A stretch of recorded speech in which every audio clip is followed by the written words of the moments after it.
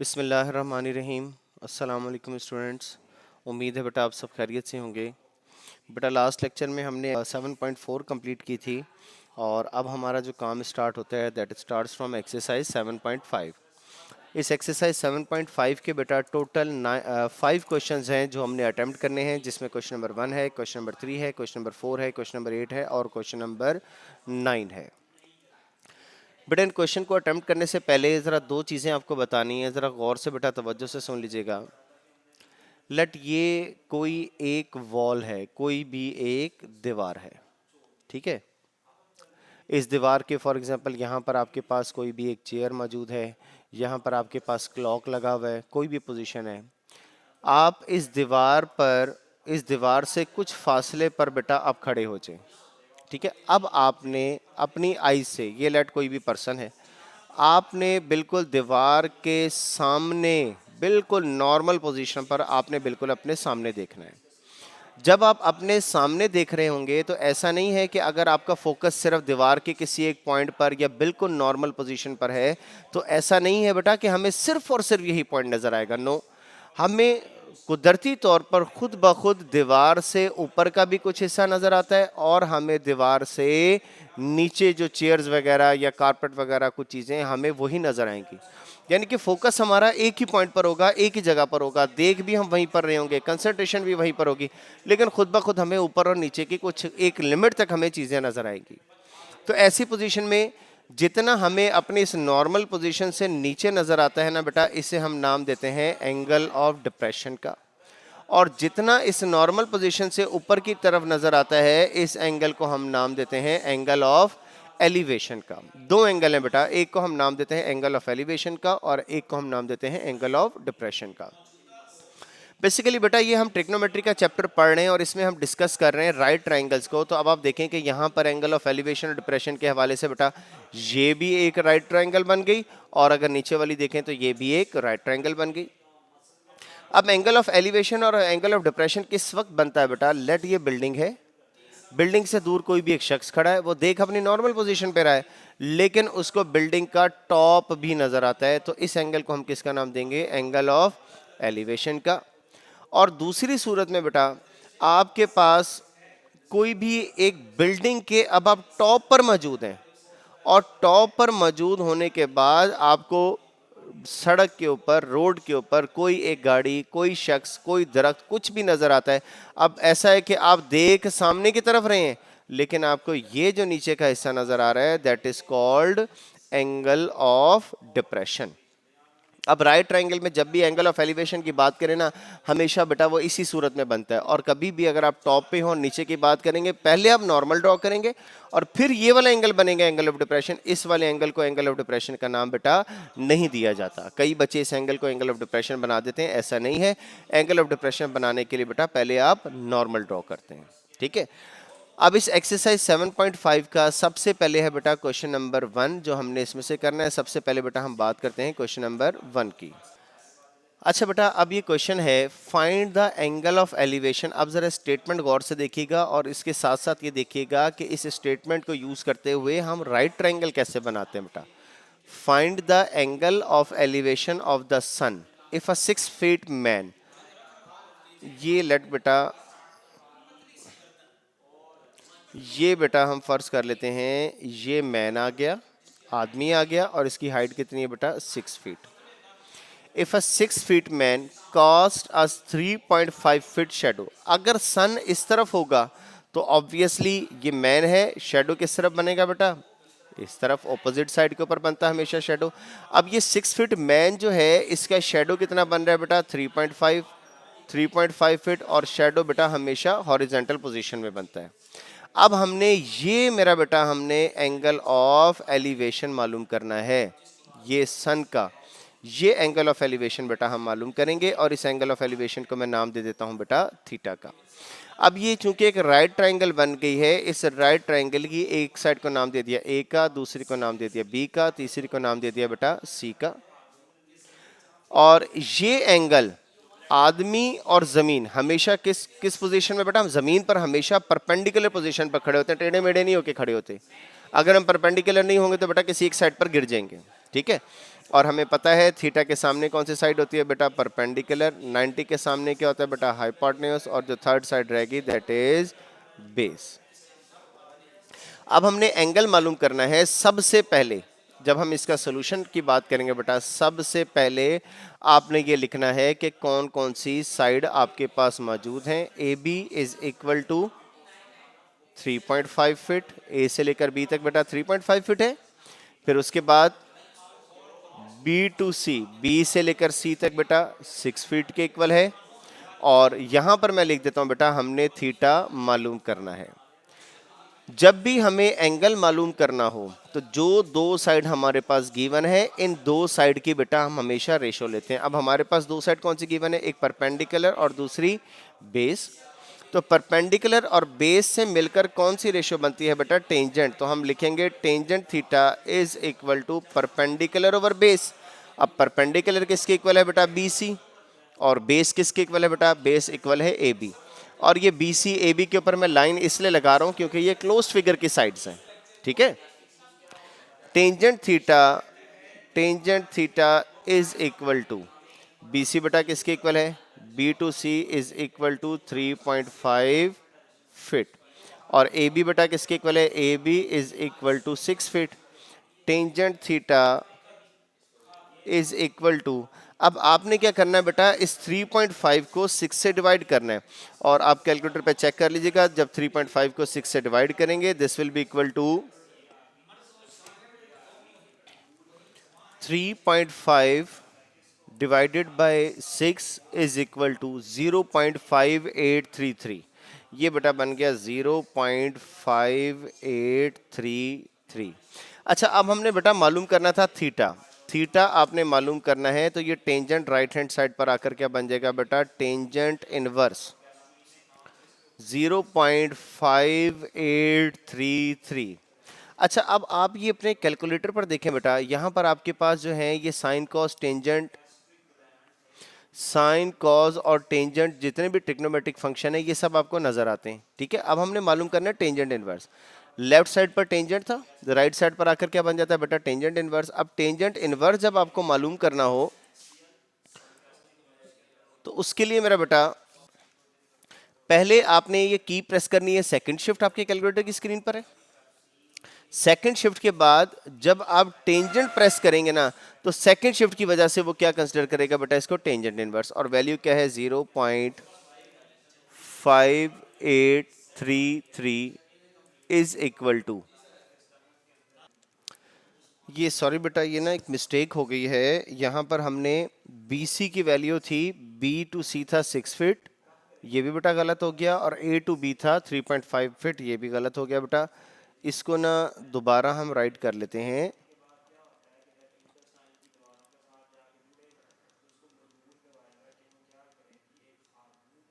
B to C is equal to, B से C तक बेटा किसके इक्वल है, 6 फीट के इक्वल है। और A टू B इक्वल है बेटा 3.5 feet. Tangent theta is equal to, अब आपने बेटा कैलकुलेटर बेटा आप अपने सामने रख लें, अपने कैलकुलेटर यूज कर लें। 6 divided by 3.5 is equal to 1.7142, ठीक है। अब हमने थीटा की वैल्यू मालूम करनी है, तो लेफ्ट हैंड साइड पर जो टेंजेंट है वो राइट हैंड साइड पर आकर क्या बन जाएगा बेटा, टेंजेंट इनवर्स 1.7142। अब यहां पर टेंजेंट, साइन, कॉस और टेंजेंट बेटा आपके कैलकुलेटर बेटा अपने प्लीज अपने सामने रखें सारे बच्चे।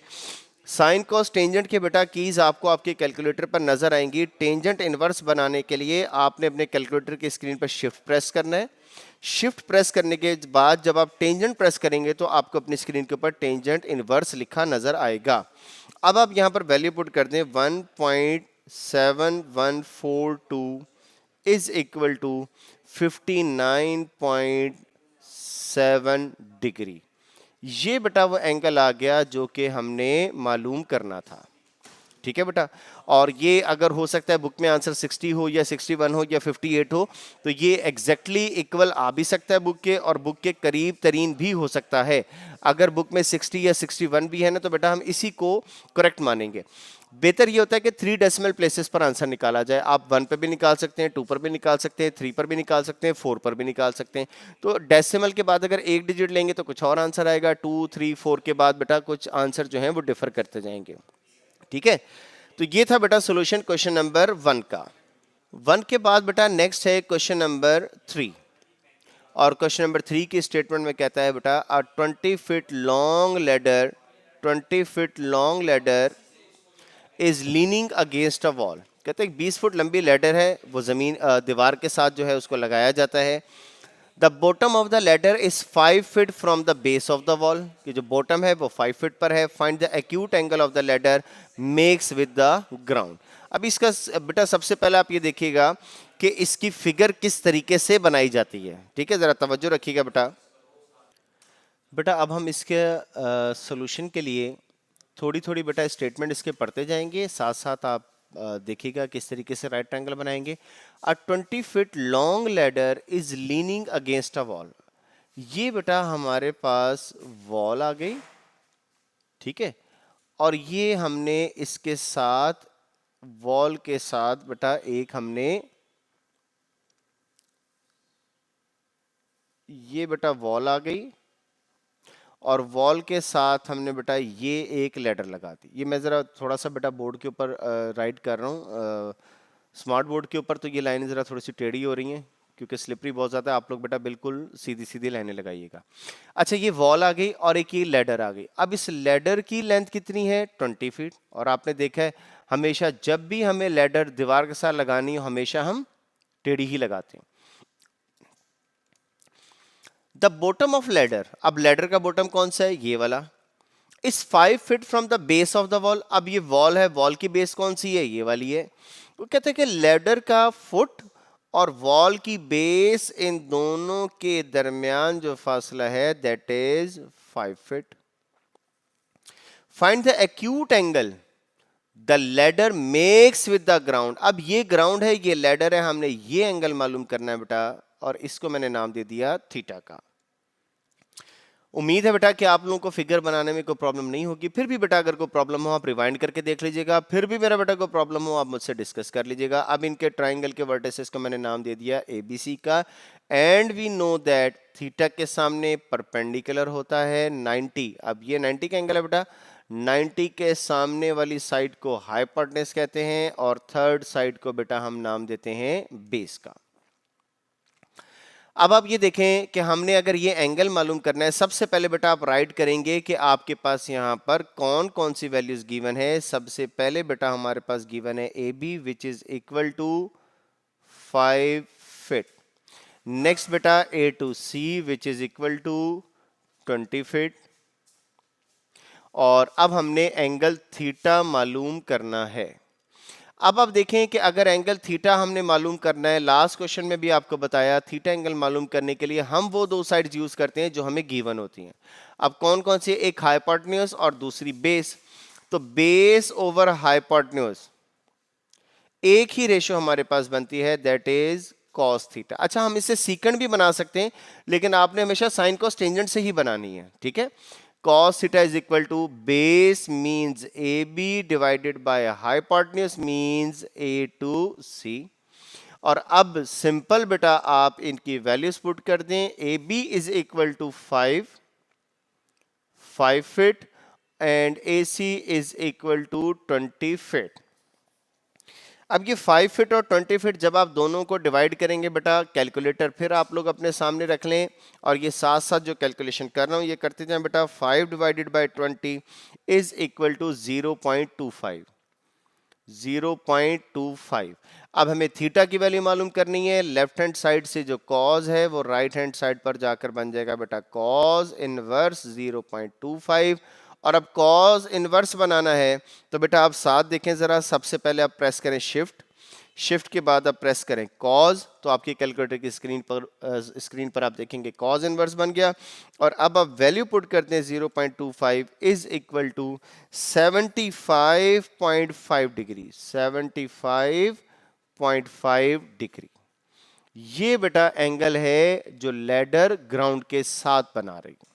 ठीक है, ये सॉल्यूशन था बेटा क्वेश्चन नंबर 3 का। नेक्स्ट है बेटा क्वेश्चन नंबर 4। ये सारे वो क्वेश्चन है बेटा आप लोगों को अभी घर से करने के लिए, खुद से करने के लिए कोई क्वेश्चन नहीं दे रहा, सारे क्वेश्चन खुद सॉल्व किए ताकि आप लोगों को प्रॉब्लम ना हो, इनकी मेरा बेटा आपने अच्छी तरीके से प्रैक्टिस करनी है। नेक्स्ट है बेटा question number 4, and question number 4 is the base of a rectangle is 20 feet and the height of the rectangle is 13 feet. Find the angle that the diagonal of the rectangle makes with the base. अब हमने बेटा क्या क्या मालूम करना है, कैसे मालूम करना है, ये सारी चीजें क्लियर हो जाएंगी। The base of a rectangle. अच्छा अब बात हो रही है रेक्टेंगल की बेटा, तो सबसे पहले मैं यहां पर एक ड्रॉ कर लेता हूं रेक्टेंगल। लेट ये हमारे पास एक बन गई रेक्टेंगल बेटा, और इस रेक्टेंगल की साइड्स को मैं नाम दे देता हूं A, B, C and D. The base of a rectangle is 20 feet. अब बात ये हो रही है बेटा कि ये जो रेक्टेंगल की बेस है that is 25 feet and the height of the rectangle is, अब ये हाइट है बेटा, height of the rectangle is 13 feet. Find the angle that the diagonal of the rectangle makes with the base. अब ये बेटा मैंने इसका बना दिया है एक डायगोनल। अब हमने वो एंगल मालूम करना है जो डायगोनल बेस के साथ बना रहा है, मतलब ये वाला एंगल मालूम करना है, और फिर इसको मैंने किसका नाम दे दिया बेटा, थीटा का। अब इसके सॉल्यूशन में हमेशा की तरह सबसे पहले बेटा आप लिखेंगे ए बी, जो जो साइड्स आपके पास गिवन है। A B is equal to 25 feet, B C is equal to 13 feet, और यहां पर लिख दें कि हमने थीटा एंगल मालूम करना है। अब थीटा के सामने परपेंडिकुलर, ये अब एंगल कौन सा बन गया बेटा, राइट एंगल, चूंकि दोनों एक दूसरे के परपेंडिकुलर है तो 90 डिग्री। 90 के सामने हाइपोटेन्यूज, और जो थर्ड साइड रहेगी बेटा that is base of the rectangle. अब हमने मालूम करना है बेटा थीटा एंगल मालूम करना है, तो कौन कौन सी दो साइड्स हमें गिवन है, कौन कौन सी है बेटा, एक परपेंडिकुलर है और एक बेस है। और परपेंडिकुलर और बेस से अगर हम रेशियो बनाएं तो हमारे पास रेशियो बनती है tangent theta is equal to perpendicular divided by base, and tangent theta is equal to perpendicular किसके इक्वल है बेटा, BC किसके इक्वल है, BC is equal to 13 and AB is equal to 25। चाहे इसके साथ बेटा फीट भी लिख लें और लास्ट क्वेश्चन की तरह फीट से कैंसिल हो जाएगा, बाकी आपके पास सिर्फ और सिर्फ वैल्यू ही रह जाएगी tangent theta is equal to. अब आप बेटा फिर कैलकुलेटर जरा प्लीज अपने सामने रखें, 13 को डिवाइड करें 25 से विच इज इक्वल टू 0.52, और हमने थीटा मालूम करना है। टेंजेंट राइट हैंड साइड पर क्या बन जाएगा बेटा, tangent inverse 0.52 and theta is equal to, और जब आपने मालूम करना है बेटा टेंजेंट इनवर्स, आप कैलकुलेटर पर अपने शिफ्ट प्रेस करें। शिफ्ट प्रेस करने के बाद आप टेंजेंट सेकंड शिफ्ट कह लें या शिफ्ट कह लें, एक ही बात होती है बेटा, 2ND लिखा होता है इस की के ऊपर। शिफ्ट प्रेस करें और टेंजेंट प्रेस करें, आपकी कैलकुलेटर की स्क्रीन पर आ जाएगा बेटा टेंजेंट इनवर्स, और अब आप आगे वैल्यू पुट कर दें। टेंजेंट इनवर्स के 0.52 इज इक्वल टू 27 डिग्री 27.47,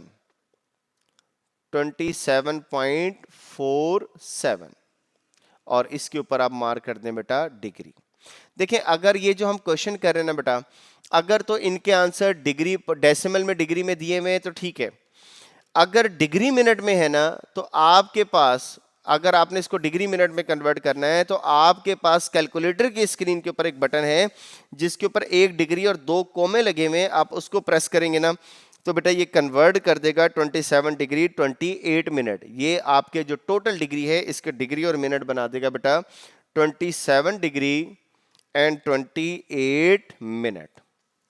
चाहे एंगल बेटा अगर आपके पास डेसिमल में लिख दें बेटा तब भी ठीक है, अगर आप डिग्री मिनट में लिख दें तब भी ठीक है।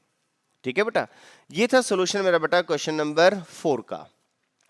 आज बेटा हमने इस एक्सरसाइज के 3 क्वेश्चन किए हैं, एक question number 1, question number 3 and question number 4।